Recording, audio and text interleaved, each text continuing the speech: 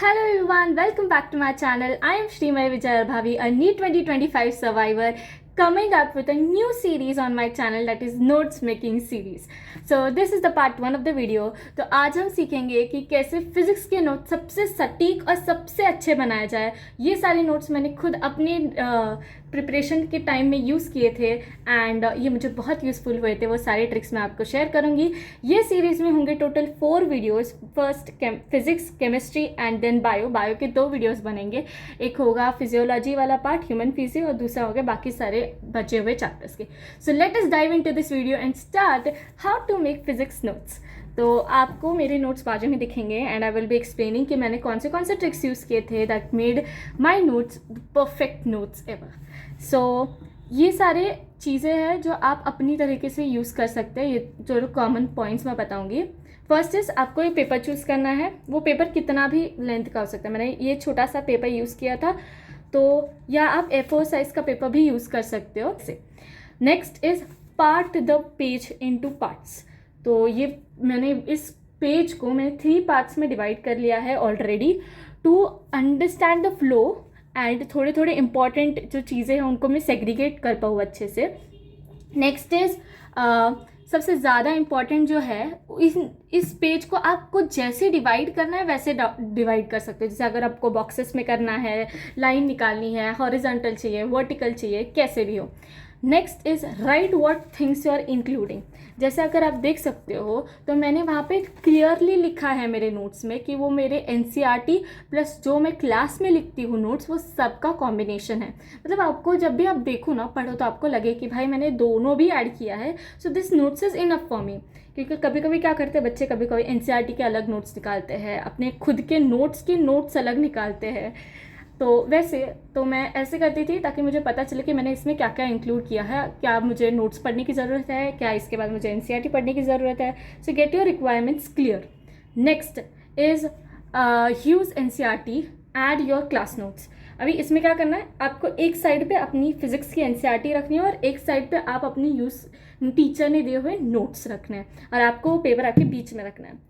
तो जो जो इम्पोर्टेंट लगता है इन दोनों में से वो सब आपको अभी इस नोट्स में निकालते जाना है. तो ये क्यों करना है, क्योंकि फिजिक्स की NCERT पढ़ना बहुत ज़्यादा इंपॉर्टेंट है, क्योंकि उसमें से थियोरेटिकल क्वेश्चंस आते हैं. अगर आपने वो वाला वीडियो नहीं देखा है जहाँ पे I explain how to solve NEET paper, तो please go check out. The link is in the description box. That will help you a lot. Okay, तो coming up to the video. अभी next part जो है वो होगा इसमें कि आपको डायग्राम्स, फ्लो चार्ट्स या ग्राफ्स और डिफरेंशिएशन टेबल्स बनाने हैं to set your priorities clear. कि मुझको ये अभी करना है, मुझे अभी डिफरेंशिएशन करना है क्योंकि अभी मुझे डिफरेंशिएशन लगेगा. जैसे अगर आप साइड में देख सकते हो मैंने डिफरेंशिएशन कर रखा है, जैसे पैरामैग्नेटिक, डायमैग्नेटिक, फेरोमैग्नेटिक के बीच में. और इस साइड में जो इस साइड में लिखा है कि वो किसके डिफरेंशिएशन किस बेस पे है. जैसे ससेप्टिबिलिटी हो या उनका ग्राफ हो या उनके कैरेक्टरिस्टिक्स हो, उनके एग्जाम्पल्स हो, इन पे मैंने लिखा है उनका डिफरेंशिएशन किस पे बेस्ड है.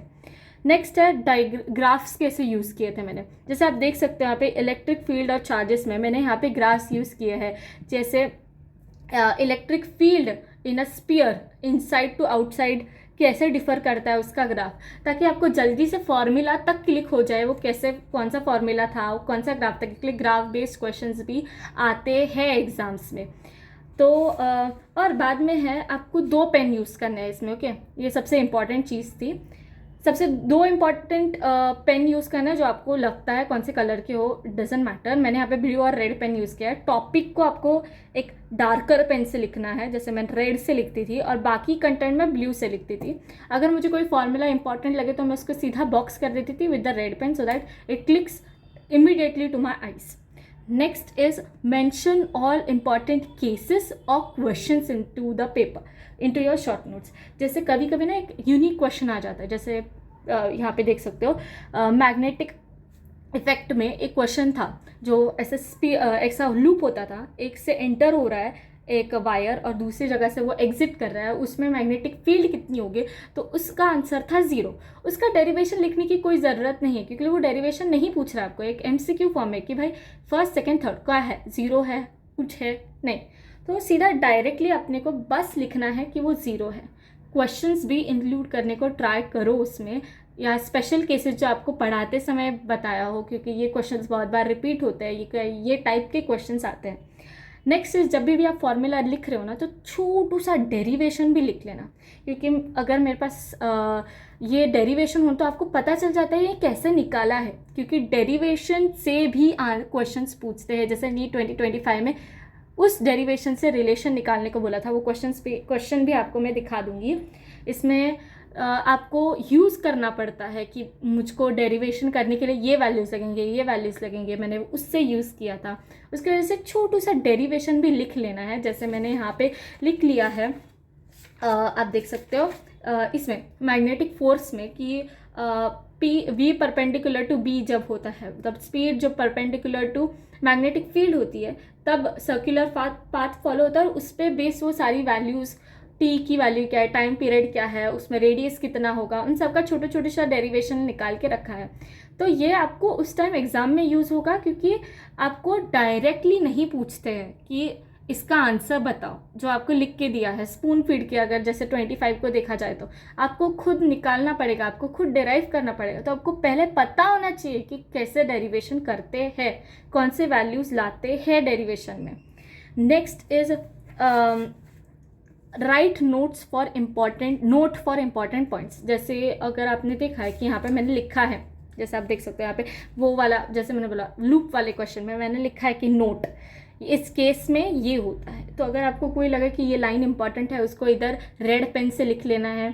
तो मैंने बहुत सारे एग्जांपल दिखा रही हूँ, जैसे रेड पेन से लिख लेना है ताकि वो क्लिक हो जाए कि ये इंपॉर्टेंट पॉइंट है, या इस पर हमें ध्यान देना है ज़्यादा से ज़्यादा, तो वो है। नेक्स्ट इंपॉर्टेंट पॉइंट है राइट एनसीईआरटी की लाइन्स। और एक है कि एनसीईआरटी की लाइंस लिखना बहुत इंपॉर्टेंट है, क्योंकि इसमें से डायरेक्ट क्वेश्चंस आते हैं for assertion, reason, true false, या सीधा मार्क द करेक्ट वन, ये सारे क्वेश्चंस आते हैं। एनसीईआरटी की सीधी लाइंस आती है, सो इट इज़ इम्पॉर्टेंट कि आप लिखो वो पॉइंट्स। अभी एनसीईआरटी की कौन सी लाइन लिखनी है वो भी मैं बताती हूँ।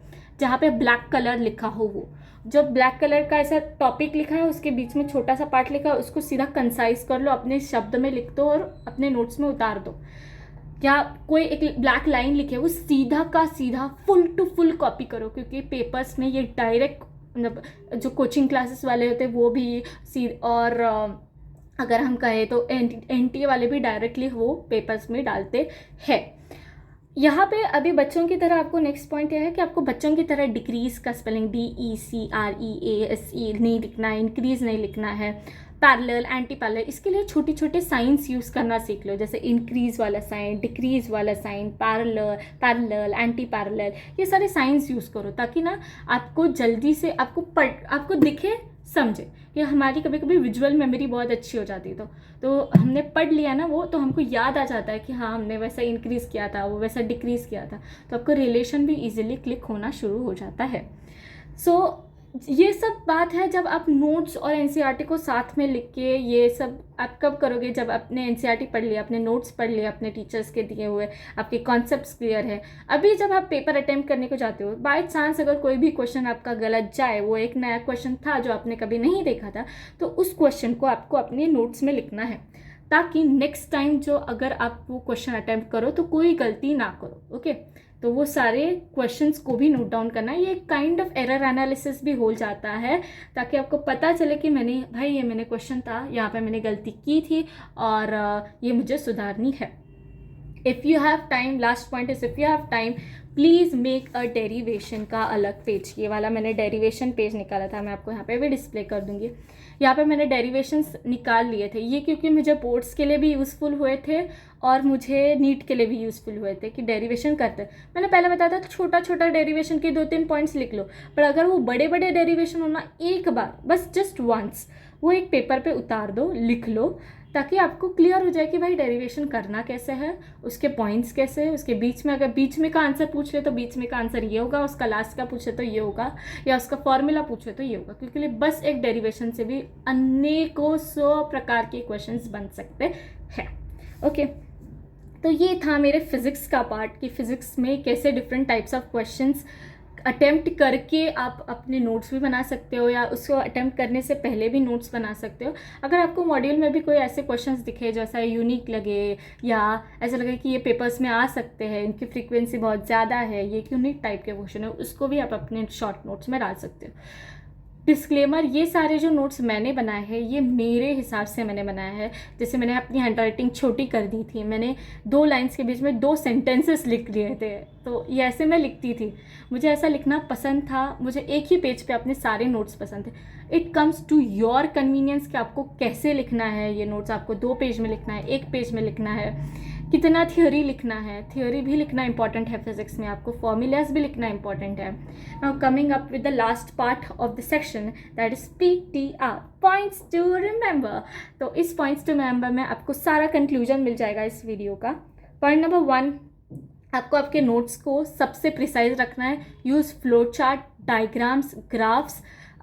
Second, write questions where you went wrong, या कोई यूनिक टाइप के क्वेश्चंस जो आपको मेंशन करना हो वो वाले क्वेश्चंस भी मेंशन कर लीजिए। Third, use 2 different types of pen, write note, write important points with red pen to make sure it reaches your eye quickly. Fourth point is divide your page. Make sure to adjust all important points and all the content into one page, so you are not left with mess all around. Okay, so one page is enough. And fifth point is you make your notes understandable.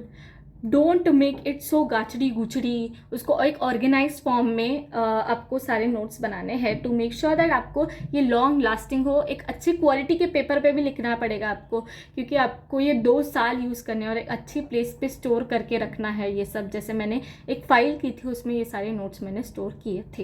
And I know that guys you all can do it if I can, you all also. So if you like this video, like, share and comment. Till then, keep watching, subscribe and press the bell icon. Keep watching till then. Bye bye.